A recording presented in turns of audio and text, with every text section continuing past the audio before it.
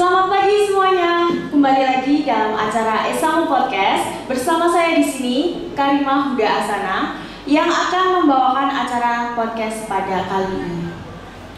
Sebelumnya, perbincangan pertama-tama saya panjatkan puji syukur kepada Tuhan Yang Maha Esa atas karunia-Nya dan saya ucapkan terima kasih kepada Bank Jateng yang sudah menjadi sponsorship di acara Esamu Podcast kali ini.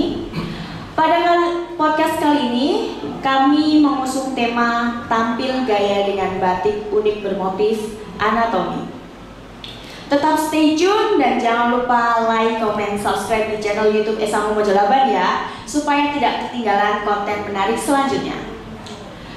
Oke teman-teman, di sini saya ditemani oleh narasumber yang hebat dan keren juga tentunya, yaitu Bapak Muhammad Jafron Syah, MSI. Kita sapa dulu ya. Selamat pagi Pak. Ya, selamat pagi. Namanya siapa? Karimah. Karimah. Karimah kelas berapa nih? Kelas 11. Kelas 11. Oke. Bagaimana kabarnya hari ini? Oh, baik, alhamdulillah. Kalau Dek Karimah gimana kabarnya? Alhamdulillah saya juga baik. Sehat ya? Alhamdulillah. Kelas 11 berarti ini sudah mau ANBK berarti ya? Atau sudah? Belum sih. Belum ya? Oh iya.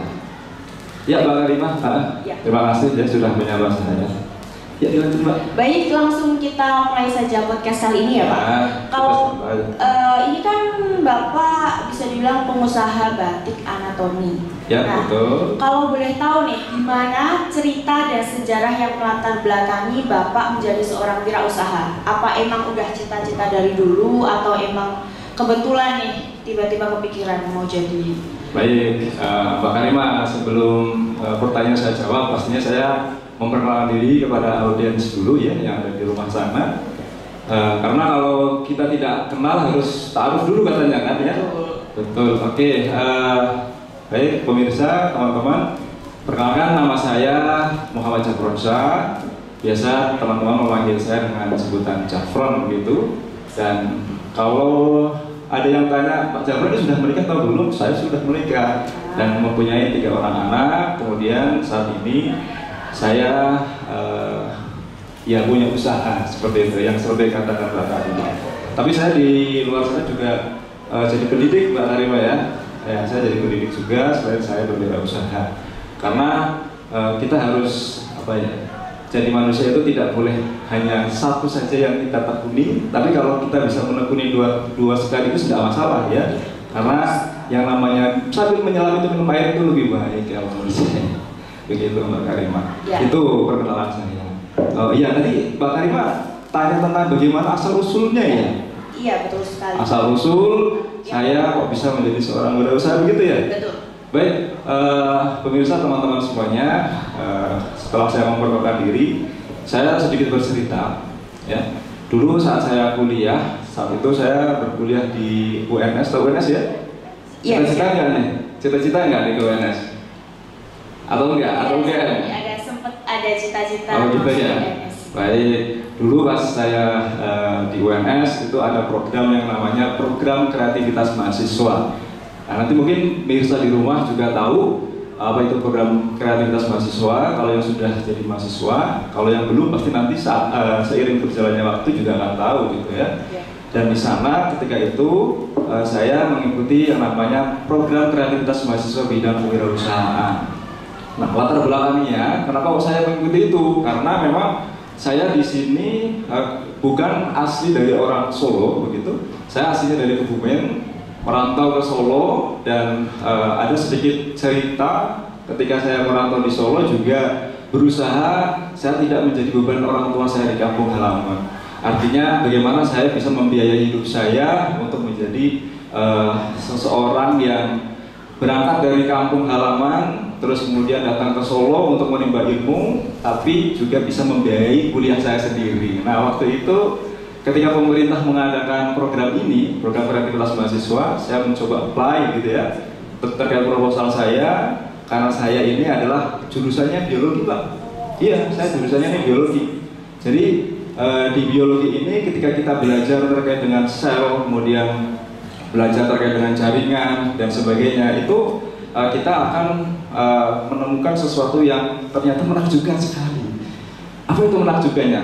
kita bisa membayangkan ya, mungkin pemirsa yang di luar sana ini ketika kita praktikum begitu ya, melihat preparat di mikroskop, ada sel-sel yang ternyata indah sekali ya. Mungkin di background ini ya, di podcast kita hari ini juga ada tampil beberapa motif saya yang ternyata ini adalah hasil dari tangkapan kita melihat secara mikroskopis.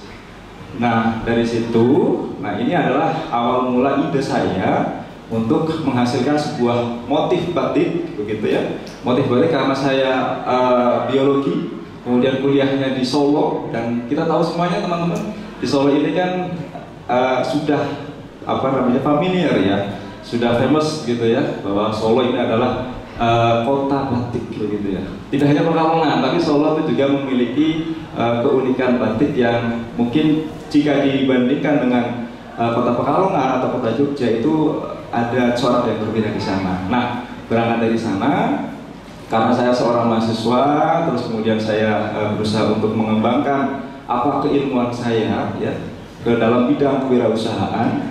Dan di sana yang namanya seorang wirausahawan itu harus inovatif dan kreatif, Mbak. Iya, jadi kalau Mbak Karima nanti ingin menjadi seorang wirausahawan, Mbak Karima harus inovatif, kreatif begitu ya. Apa itu inovatif, Mbak Karima? Ini artinya kita harus selalu melakukan inovasi-inovasi. Bagaimana pembaruan-pembaruan yang ada itu kita kembangkan sehingga menjadi sebuah yang namanya kreativitas. Nah, di ilmu biologi ini, mikroskopis sel-sel yang ada di sini, yang saya kembangkan menjadi motif batik ini, akhirnya disetujui itu sama pemerintah. Iya, proposal saya disetujui sama pemerintah, sehingga waktu itu saya mendapatkan dana. Tidak besar sebetulnya dananya, hanya sekitar saya mengajukan 10 juta nih ya untuk modal awalnya, terus kemudian yang di ACC proposal saya itu hanya 6,8 juta waktu itu. Itu pun cairnya itu tidak langsung blok 6,8 juta itu, tapi ya separuhnya lah ya. Tapi dari separuhnya itu ya, dari separuh dari 6,8 juta itu saya mencoba untuk mengembangkan apa yang sudah saya idekan tadi ya, apa yang sudah saya inovasikan menjadi sebuah karya yang ternyata waktu itu karya saya ini diterima oleh masyarakat karena memang novelty-nya itu ada, atau kebaharuannya itu ada. Novelnya, novel karya baru. Nah, kebaharuannya itu ada, batik, tapi motifnya biologi, ilmu biologi. Nah, akhirnya pasaran saya pertama ini ya otomatis dosen-dosen saya waktu itu.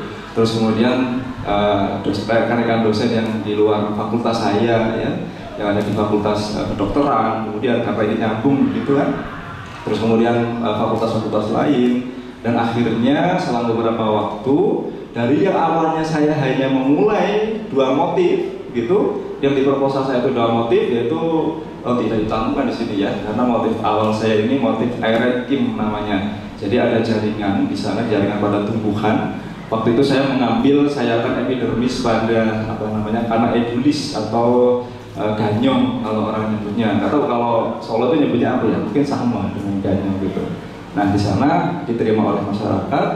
Yang awalnya 2 motif, karena punya laba begitu kan seneng tuh mahasiswa tapi punya uang, punya laba. Nah kita kembangkan lagi menjadi motif-motif yang lain sehingga akhirnya berkembanglah seperti sekarang ini. Begitu Mbak Karima. Jadi intinya kenapa asal usulnya bagaimana nih Pak?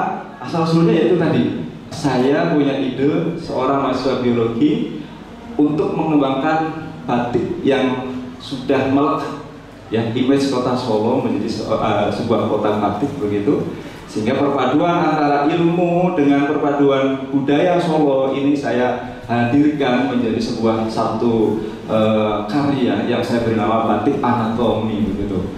Nah, sebenarnya kalau kita melihat batik anatomi ini kan istilah anatomi ya, ini kan satu organ gitu ya, bagian-bagian dari yang menyusun organ gitu kan.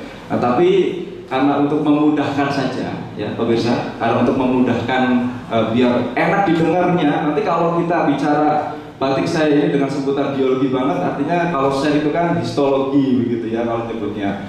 Itu kan, apa itu batik histologi kan kurang familiar. Nah, ini adalah salah satu ide juga ya yang harus dimiliki oleh seorang calon wirausahawan ketika kita untuk membranding sesuatu itu harus dengan sesuatu yang enak didengar, terus kemudian gampang diingat-ingat. Seperti yang saya lakukan gitu. Batik saya sebenarnya kalau disebut dengan batik histologi awalnya, karena saya memuat motif batik saya dengan sel-sel mikroskopis begitu. Tapi kalau untuk memudahkan agar dilempar ke masyarakat, dilempar ke pasar itu mudah, itu saya namai dengan batik anatomi. Nah gitu Mbak, alasan saya asal usul kenapa batik anatomi ini bisa muncul saat ini. Berarti gitu. batik ini muncul karena adanya pemerintah mengadakan untuk mahasiswa menunjukkan hal-hal kreativitas. Betul, ya seperti perlombaan sebenarnya. Kalau kita nyebut kalau untuk SMA itu ada perlombaan program kewirausahaan begitu ya. Karena untuk menelurkan mahasiswa-mahasiswa wirausaha itu melalui program itu, gitu. Program kreativitas mahasiswa namanya, Mbak. Oke. Terus kalau ini kan batik anatomi tadi, itu bagaimana cara Bapak menawarkan dan memasarkan produk ini kepada para pembeli? Oke, seperti yang saya sampaikan di depan, memang awalnya saya memasarkan mulut ke mulut begitu. Orang bilang gedok tular gitu ya istilahnya. Dari satu orang beli batik saya, terus mereka menceritakan ini batik anatomi, batik baru nih, motifnya biologi ternyata. Nah setelah itu karena kita semakin kesini kan semakin berkembang yang namanya teknologi gitu kan. Yang awalnya kita hanya mengenal WhatsApp waktu saya kuliah, terus sekarang sudah muncul ada Instagram, terus TikTok seperti yang saat ini sedang marak begitu kan. Nah ini saya gunakan sebagai media promosi saya. Nah jadi teman-teman di rumah ya, pemirsa di rumah, ketika teman-teman sudah punya brand tersendiri, punya produk yang ingin ditawarkan kepada masyarakat, manfaatkanlah teknologi. Jangan sampai teknologi hanya dimanfaatkan untuk nge-game saja, gitu ya. Karena yang namanya game itu di rumah asik nge-game dari subuh sampai subuh lagi, itu kan wasting time, artinya mencuci waktu kalian akan dihilangkan tanpa adanya manfaat. Nah itu cara saya menawarkan bagaimana produk saya tawarkan kepada masyarakat. Terus satu lagi, karena saya waktu itu masih mahasiswa dan produk saya ini saya memang mengarah atau mentarget pasar saya ini adalah kalangan menengah ke atas ya. Ini bukan bocoran ya. Tapi memang batik saya brandkan menjadi batik yang kelasnya itu middle up begitu ya, artinya menengah ke atas begitu. Sehingga saya tawarkan batik saya melalui kegiatan-kegiatan yang mungkin para dosen, terus kemudian para peneliti, atau para guru begitu ya. Ketika mengadakan seminar-seminar ataupun mengadakan workshop dan sebagainya, saya mencoba ikut nimbrung untuk promosi.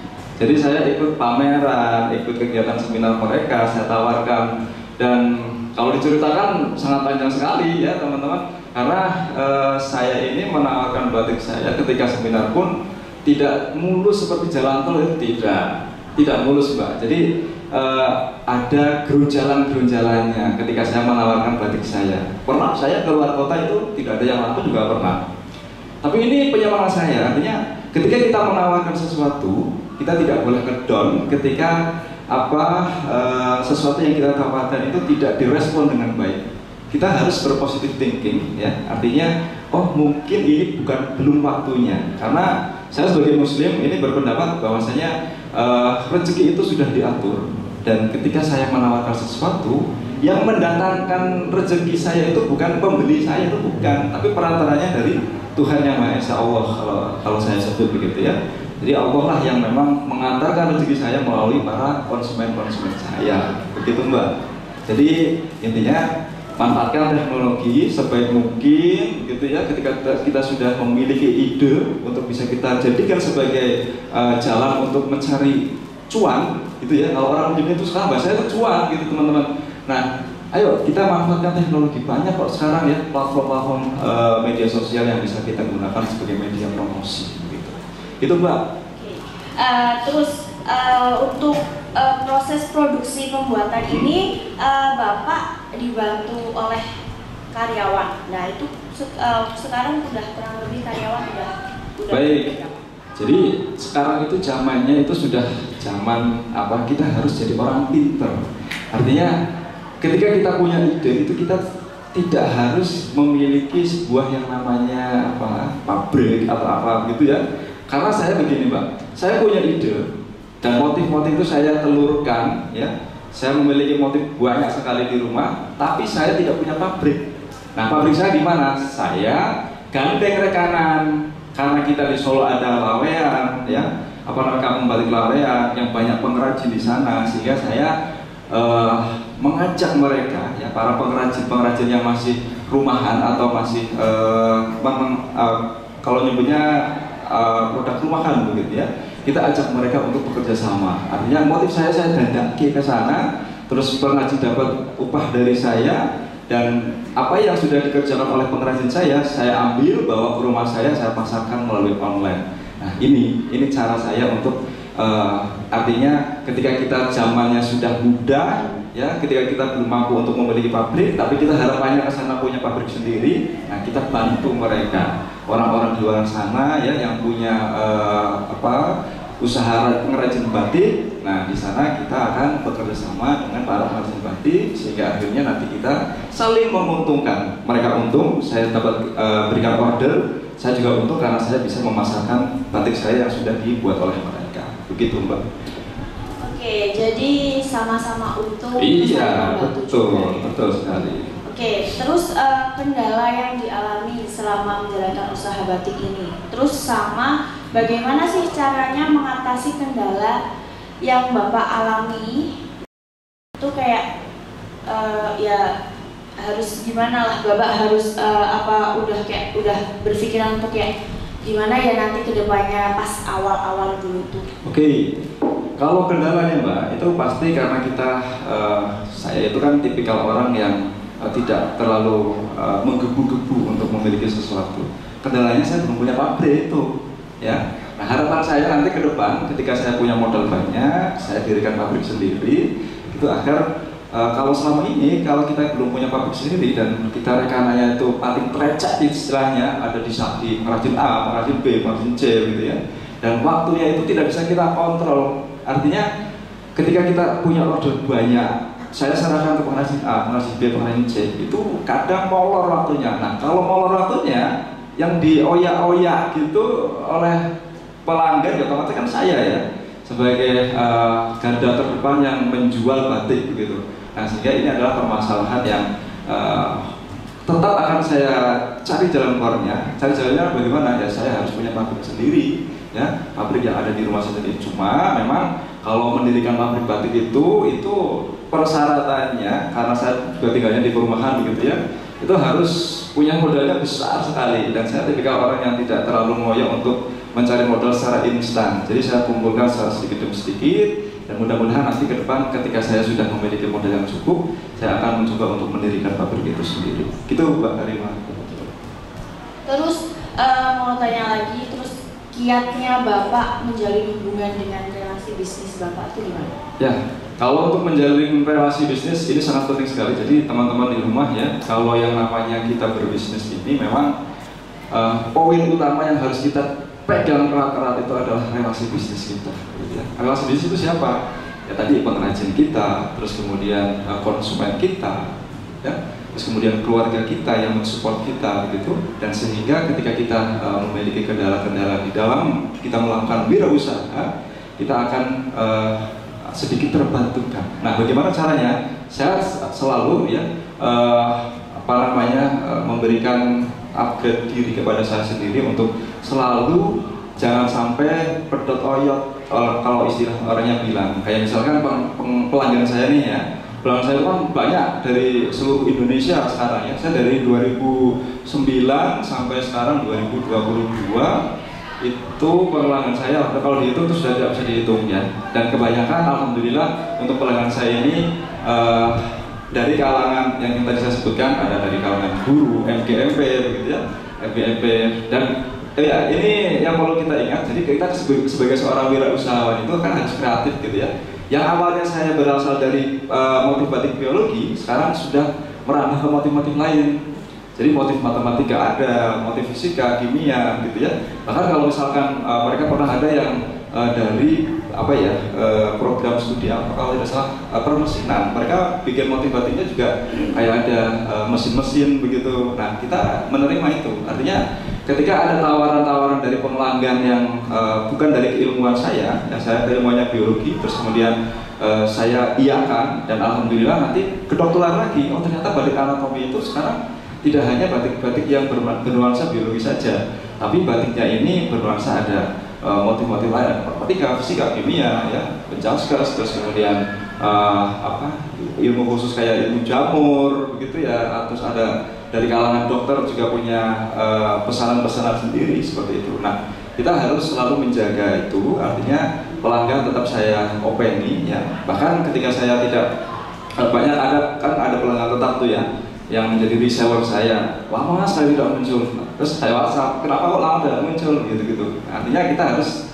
terus membangun komunikasi dengan mereka agar kita itu istilahnya kayak tetap ngopeni mereka, gitu ya. Karena kan banyak konsumen-konsumen saya ini, mereka itu tidak konsumen langsung, tapi ada yang konsumen memang hanya reseller saja.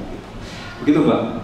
Oke, itu kan Bapak tadi memulai usaha ini dari tahun 2009. Betul, ya. 2009. Dan ini kita bisa tahu semuanya ya teman-teman, selama 2 tahun ke belakang ini kan kita mengalami masa yang benar-benar rumit, ya, yaitu masa pandemi gitu. Dan selama penjualan ini, kira-kira di pas masa pandemi ini, kan beberapa mungkin wirausaha mungkin ada yang belum tikar. Nah, gimana cara Bapak yang berusaha mempertahankan usaha Bapak ini, dan mungkin pas selama pandemi itu ada kekhawatiran tersendiri nggak? Ya, baik, menarik ya pertanyaannya. Artinya kita kan belum lama ya lepas dari yang namanya pandemi. Sekarang kita masuk ke endemi gitu ya. Nah, saat masa pandemi ini adalah masa yang tidak hanya saya sendiri gitu ya. Orang-orang di luar sana juga banyak yang terpuruk begitu. Saya pun sama. Waktu pandemi saya terpuruk. Artinya ketika pelanggan saya kebanyakan dari kalangan orang-orang kantoran, nah kantor itu tutup semua. Nggak ada yang ngadain seminar, nggak ada yang ngadain MGMP-an, atau nggak ada yang ngadain kegiatan-kegiatan perkantoran dan sebagainya. Sehingga omset saya tuh turun.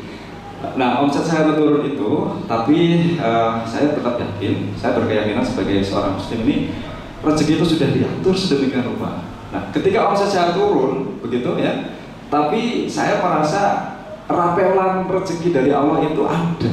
Waktu itu ketika pandemi selama hampir 2 tahun, gitu ya, itu selang hampir 1 tahun setelah pandemi, tahun pertama pandemi itu ada orderan yang bisa dikatakan hitungannya itu kayak orderan sekitar 1 tahun yang lalu gitu. Nah, itu dari perhimpunan para dosen yang berkecimpung di dunia HPT ya, himpunan penyakit tanaman waktu itu se-Indonesia itu pesan semua waktu itu. Nah, ini kan sama nih, artinya kalau kita berbicara terkait dengan pandemi bagaimana omsetnya, terus setelah pandemi itu bagaimana, sebelum pandemi itu bagaimana, ini sangat ketoro sekali, artinya sangat kelihatan sekali perbedaannya. Tapi untuk masalah rezeki, saya tetap yakin takarannya itu sama, Mbak. Takarannya sama. Bahkan waktu itu ketika pandemi saya terpuruk begitu ya, wow sekali nggak punya orderan. Dan waktu itu ada lowongan daftaran kerja yang lama saya tidak bekerja, akhirnya saya coba-coba untuk ikut daftar kerja, ternyata terterima. Dan sekarang saya tuh harus bolak-balik antara Solo Bali, karena sekarang saya kerjanya di Bali gitu ya. Dan sehingga ini adalah salah satu perjalanan hidup saya ya. Yang namanya usaha itu memang mengasihkan, menggiurkan ya. Bekerja itu juga sama mengasihkan dan menggiurkan. Tapi kalau kita bisa dua-duanya ya tidak salah begitu ya. Dan artinya rezeki yang sudah ditakdirkan oleh Allah terkait bagaimana omset saya, ya alhamdulillah ya sudah bisa menghidupi keluarga saya selama ini begitu. Dan kalau boleh tahu nih, selama ini kan sudah usaha berarti sudah berjalan hampir 13 tahun. Omset yang pernah didapatkan dan yang paling besar dalam waktu 1 bulan itu kira-kira berapa? Pernah waktu itu sampai ratusan juta juga pernah, terus puluhan juta tok juga pernah gitu. Karena kan yang namanya rezeki itu kan naik turun gitu ya Pak.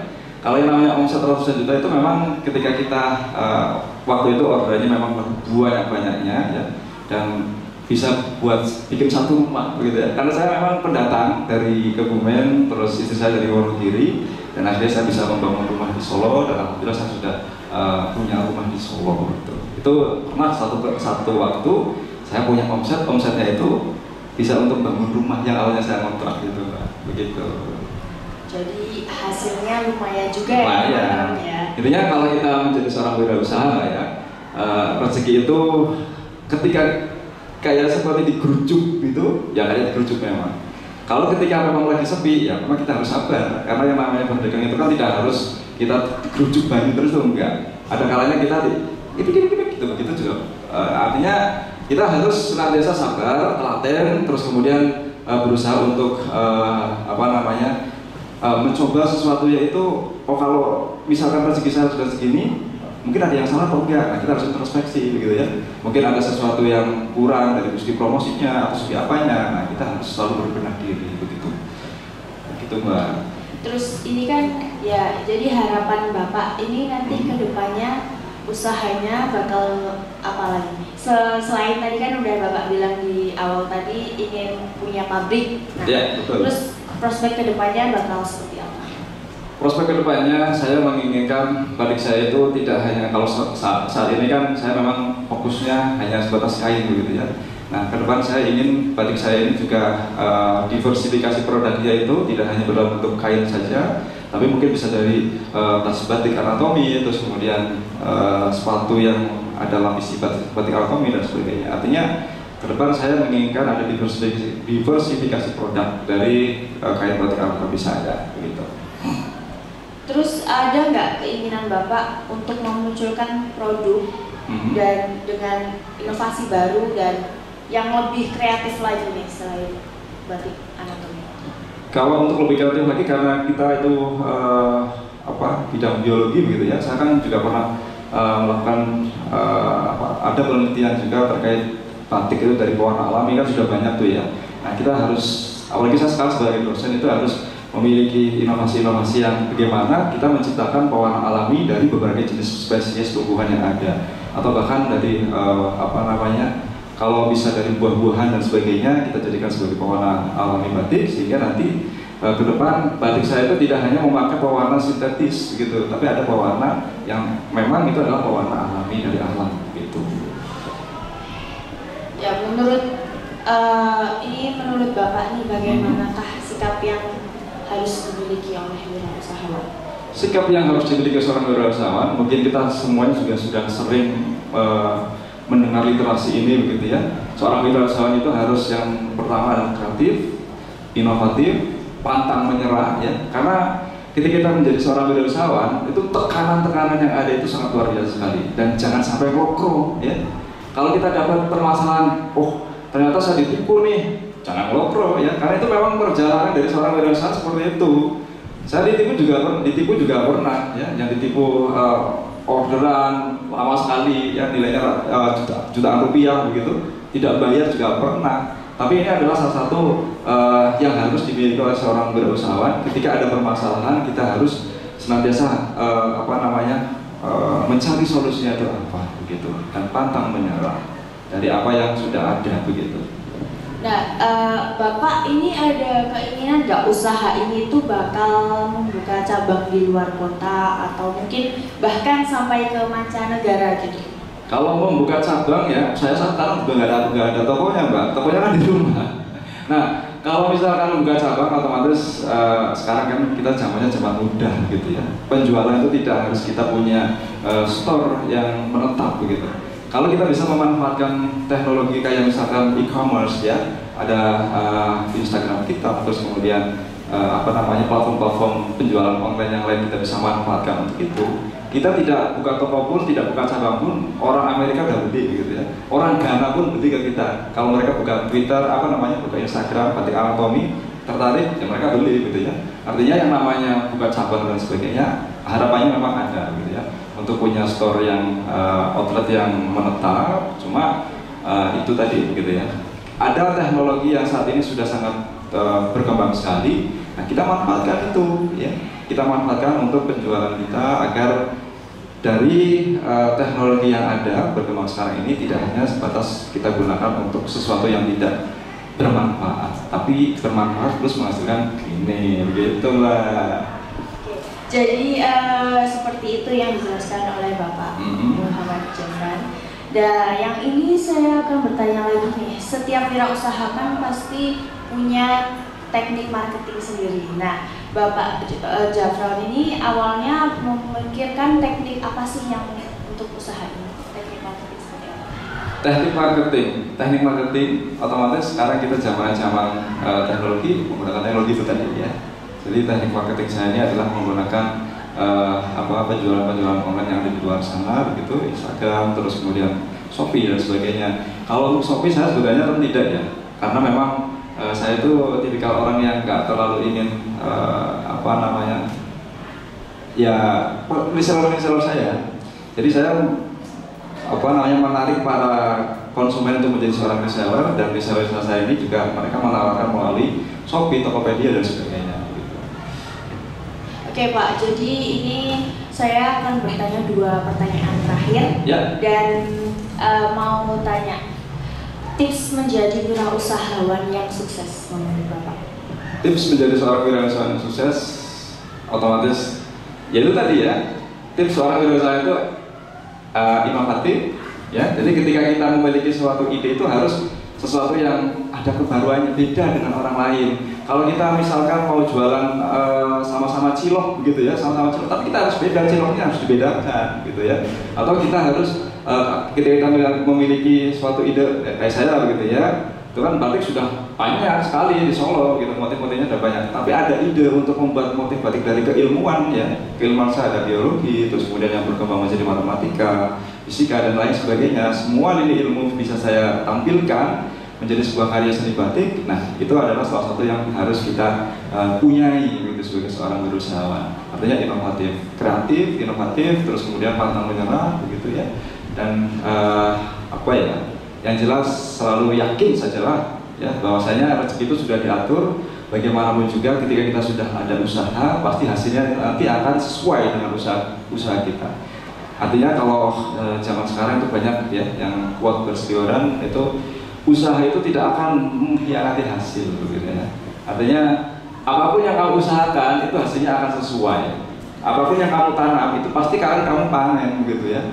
Gak mungkin gitu ya, kamu sudah mengusahakan sesuatu, kalaupun belum sekarang diwujudkan, yang belum diberikan oleh Allah, suatu saat mungkin iya. Kayak tadi ya, saya di depan pernah bercerita, saya pernah jualan keluar kota tidak laku, tapi waktu itu ketika tidak laku pun itu ya, ada pelanggan yang order ke saya itu dalam jumlah ratusan pieces. Yang saya tanya, ini dapat info dari mana? Dari saat Pak Jafron mengadakan seminar di kota X seperti itu.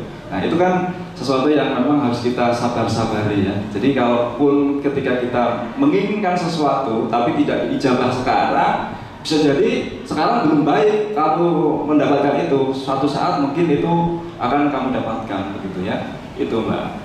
Ya, ini terakhir. Ya. Kira-kira ada nggak kata-kata atau motivasi untuk siswa-siswi di Esamu ini yang mungkin kedepannya jadi wirausaha gitu? Ya, kalau jadi seorang wirausahawan gitu ya, anak-anak, teman-teman ataupun pemirsa Esamu Podcast di luar sana ya, yang namanya ketika kita menginginkan sesuatu itu, jangan sampai kita itu ngelokro di tengah jalan ya. Wujudkan apa yang sudah kita cita-citakan. Kayak misalkan meskipun tidak jadi wirausahawan ya, artinya ketika nanti teman-teman yang saat ini masih sekolah begitu ya, ingin melanjutkan perguruan tinggi dengan jurusan-jurusan tertentu, dan capeklah itu ya. Yang pengen jadi dokter silakan kerja keras biar jadi dokter. Yang pengen jadi seorang wirausahawan ya kerja keras jadi seorang wirausahawan ya. Dan tahan batin kalau jadi seorang wirausahawan gitu ya. Jadi dokter pun sama. Jadi semuanya intinya apapun yang sudah kita cita-citakan, apapun yang sudah kita capai ya, tujuan akhirnya kita itu harus kita ingat-ingat terus. Nah, cara mengingat tujuan akhir kita harus tahu prosesnya dan kita lalui proses itu dengan sebaik mungkin, sehingga ketika kita memiliki tujuan tertentu dengan kita sudah melakukan yang namanya usaha atau ikhtiar tertentu, insya Allah nanti kalaupun tidak diijabah sekarang, 2, 3, 4, 5, 10 tahun ke depan pasti akan diijabah oleh Allah Subhanahu wa Ta'ala. Gitu, Mbak. Oke teman-teman, ternyata jadi wirausahawan sukses itu butuh kreatif, inovatif, pantang menyerah, dan selalu yakin bahwa rezeki itu udah ada yang ngatur gitu. Jadi walaupun mungkin kita merasakan susahnya, ya kita harus yakin bahwa kedepannya kita bakal, mungkin ada rahasia yang terbaik dari Allah Subhanahu wa Ta'ala. Oke teman-teman, makanya kita harus banyak belajar dan ambil pengalaman dari mereka yang sudah terlebih dahulu memulai usaha. Kenapa teman-teman? Agar kita bisa sukses juga seperti mereka. Oke, sekian Esamo Podcast kali ini. Terima kasih untuk Bapak Muhammad Jafron sudah menjadi tamu podcast hari ini. Dan jangan lupa teman-teman, nantikan Esamo Podcast selanjutnya. Jangan lupa untuk subscribe YouTube Esamo ya. Dan bila ada salah kata dalam membawakan acara ini, saya memohon maaf sebesar-besarnya. Sampai jumpa di podcast selanjutnya. Wassalamualaikum warahmatullahi wabarakatuh. Sampai jumpa semuanya.